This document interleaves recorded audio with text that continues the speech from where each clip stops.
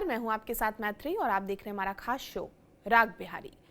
इसमें आज हम बात करेंगे वंदे मातरम को जिस तरह से स्कूल, कॉलेज और सरकारी कार्यक्रमों में अनिवार्य करने के फैसले पर एआईएमआईएम विरोध पर उतर आई है। अख्तर उल इमान इसे कॉन्स्टिट्यूशनल राइट और धार्मिक आज़ादी का मुद्दा बता रहे हैं, जबकि एनडीए इसे नेशनलिज्म और नेशनल यूनिटी से जोड़ रही है। दूसरी तरफ हम ये भी बात करेंगे कि बिहार पॉलिटिक्स में नया कास्ट एंगल जो चर्चा में बना हुआ है। आईपी गुप्ता का आरोप है कि जेडीयू और खासकर निशांत कुमार के करीब दिखने वाले जो जितने भी भूमिहार और राजपूत नेता हैं, वो बीजेपी उनको क्वाइटली साइडलाइन कर रही है। उन्होंने एग्जाम्पल देकर भी ये सवाल उठाया है।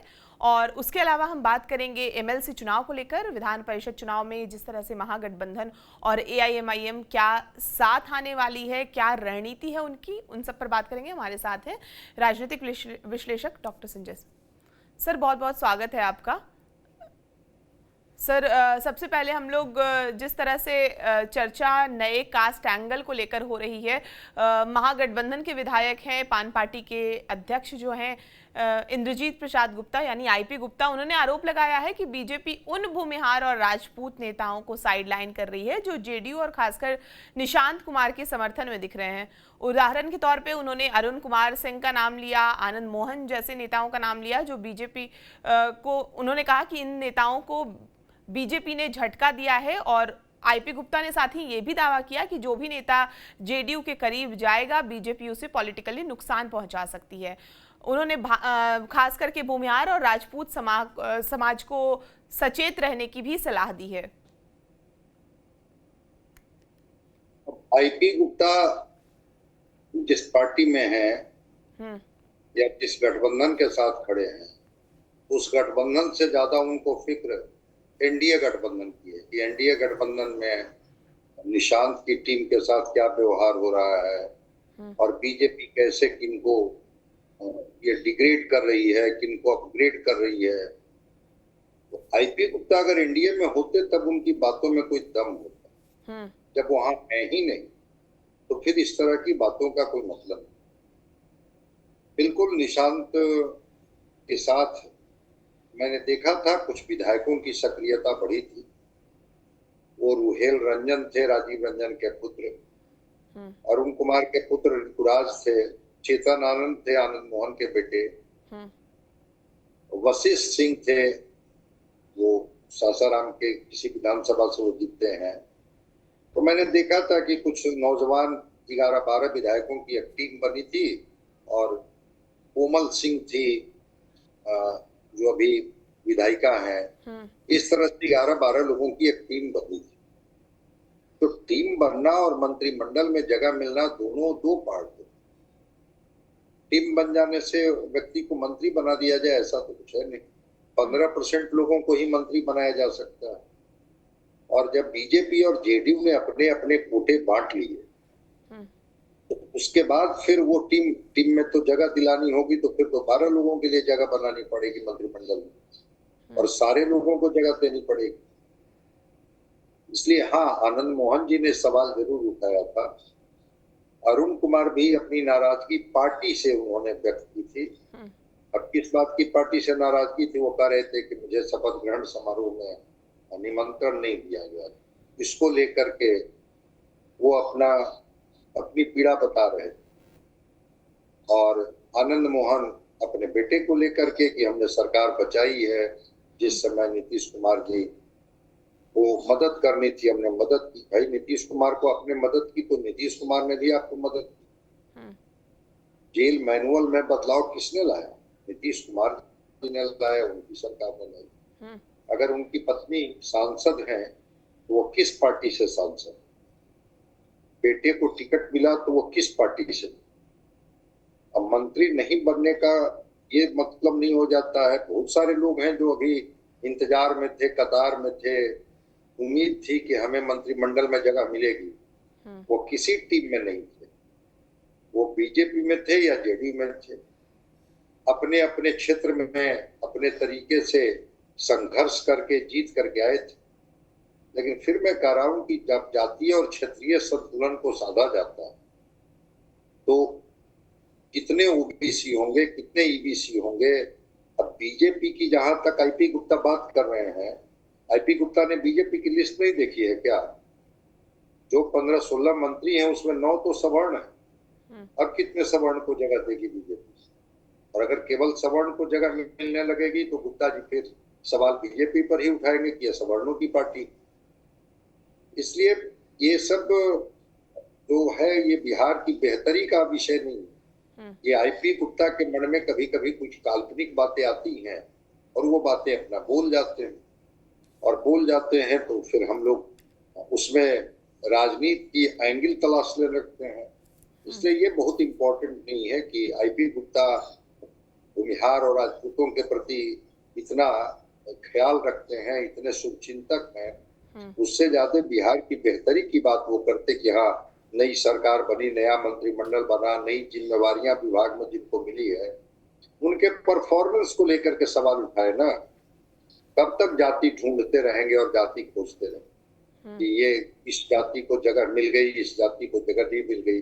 जगह मिलेगी तभी सवाल, नहीं मिलेगी तभी सवाल। और निशांत ही खुद मंत्रिमंडल में शामिल नहीं होना चाहते थे, आप ही तो शो किए थे और आपके ही शो में आप ही के सवाल थे कि आखिर निशांत अमित शाह के कहने पर शामिल हुए, जेडीयू के दबाव में शामिल हुए, खुद मान गए। तो जब खुद ही वो तैयार नहीं थे मंत्रिमंडल में शामिल होने की बात वो कर रहे थे, फिर उनकी टीम और उनके टीम के शामिल होने की बात तो बात थी। और क्या ये 5 वर्षों का कार्यकाल पूरा हो गया? अभी तो शुरुआत ही हुई है ना भाई। दूसरा मंत्रिमंडल सम्राट चौधरी के नेतृत्व में गठन हुआ। हो सकता है कि 2 साल 2.5 साल के बाद जो टीम जिसको ये कह रहे हैं कि निशांत की टीम है, उस टीम को भी जगह दिलाने में निशांत सफल हो जाए।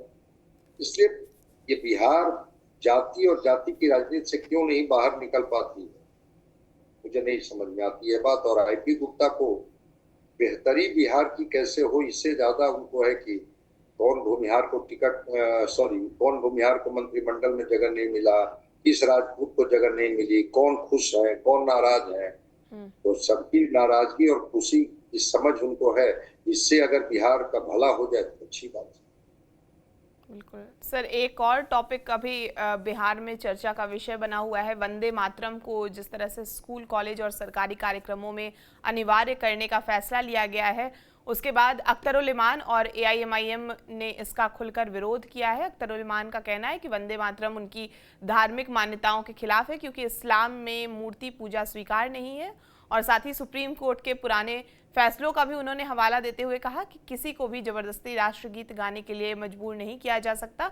दूसरी तरफ बिहार सरकार और एनडीए इसे राष्ट्रभक्ति और राष्ट्रीय एकता से जोड़कर देख रही है। राजनीतिक तौर पर एआईएमआईएम इस मुद्दे के जरिए सीमांचल से बाहर जितने भी मुस्लिम वोट के बीच अपनी पकड़ भी मजबूत करना चाहते हैं। लेकिन वहीं दूसरी तरफ आरजेडी और कांग्रेस, जो अभी राज्यसभा चुनाव में साथ खड़े आए थे एआईएमआईएम के साथ ही, उन्होंने खुलकर विरोध करने से अभी बच रही है, क्योंकि जिस तरह से हिंदू मुस्लिम पोलराइजेशन का शायद डर भी हो। तो क्या एआईएमआईएम जेन्युइनली कॉन्स्टिट्यूशनल राइट की बात कर रही है, या फिर ये प्योर पॉलिटिकल मोबिलाइजेशन स्ट्रैटेजी है? और बिहार गवर्नमेंट का भी फैसला ये नेशनलिज्म को और मजबूत करेगा या इस तरह के अननेसेसरी कंट्रोवर्सी बढ़ाएगा? देखिए, ये सवाल आपका बहुत अच्छा है। और देश में जब कोई कानून बनता है, वंदे मातरम को आनंद मठ में कैसे शामिल किया गया, कैसे रविन्द्रनाथ टैगोर कलकत्ता के अधिवेशन में सबसे पहली बार गाया इसको, फिर कैसे 1937 में नेहरू जी ने इसके 3 छंद को, जिसके तरफ आप इशारा कर रही हैं, उसको हटा दिया। फिर संविधान सभा में कैसे सहमति बनी कि ठीक है 3 ही छंद गाए जाएंगे। लेकिन उसने 150 वर्ष पूरा होने के बाद अगर केंद्र ने और केंद्र की सरकार ने और गृह मंत्रालय ने एक नोटिफिकेशन जारी किया कि नहीं, इसके 6 छंद गाए जाए, केवल सिनेमा घरों के लिए इसकी अनिवार्यता नहीं है, बाकी हर जगह, और इसको राष्ट्रगान के बराबर ला करके खड़ा कर दिया जाए। तो जिस तरह से आप तिरंगे का अपमान नहीं कर सकते हैं, संविधान का अपमान नहीं कर सकते हैं, राष्ट्रगान का अपमान नहीं कर सकते हैं, राष्ट्रगीत का भी आप अपमान नहीं कर सकते। और राष्ट्रगीत को कहा गया कि ये पहले गाया जाएगा, राष्ट्रगान बाद में गाया जाएगा। एक सम्मान देने की कोशिश की गई। अब दूसरी बात है कि कभी जब कोई बात कहता है तो प्रतीकों में कहता है। अगर वो कह रहा है कि हमारी माँ जो भारत माँ है, उनमें वो दुर्गा के समान शक्ति है, लक्ष्मी के तरह समृद्धि देने वाली और सरस्वती की तरह बुद्धि देने वाली, तो पूरा वतन परस्ती है इसमें। आप उसको मादरे वतन कह दीजिए, वो वंदे मातरम कह दीजिए, शब्द अल्फाज आपके जो हो, कभी कहना वही चाहता है। कौन देश नहीं चाहेगा कि हम शक्ति से समृद्ध हों, धन से समृद्ध हों और संपन्न हों, और ज्ञान की ताकत हमारे पास हो। आज पूरी दुनिया तो इसी तीन ताकत की बात तो कर रहा है। उसके अपने अल्फाज हैं, अपने तरीके हैं कहने के। उसमें धर्म कहाँ आ गया? ठीक है, वो कहते हैं कि हम भूत परस्ती पसंद नहीं करते हैं, मूर्ति पूजा के हम विरोधी हैं, आप मत कीजिए मूर्ति पूजा। लेकिन ब्रह्म तो साकार भी है, निराकार भी है। लोग निराकार ब्रह्म की भी आराधना करते हैं। तो जब कभी पूरी रचना को लिख रहा है, क्योंकि 6 छंद को अगर ठीक से पढ़ा जाए, समझा जाए उसको, उसमें कहीं भी कहीं उस तरह की बात नहीं की जा रही है। अब हरी भरी धरा की बात की जा रही है। ये जो हरी भरी धरा है, सस्य श्यामला धरा है, वही हमें शक्ति देता है, वही समृद्धि देता है, वही ज्ञान देता है, वही बुद्धि देता है। और वो बुद्धि देने वाली माँ, तो भारत माँ का तो चित्र बनाया गया, भारत माँ की तस्वीर को पहले आप हटवा दीजिए कि भाई अब तो मूर्ति पूजक नहीं है, मूर्ति भंजक है।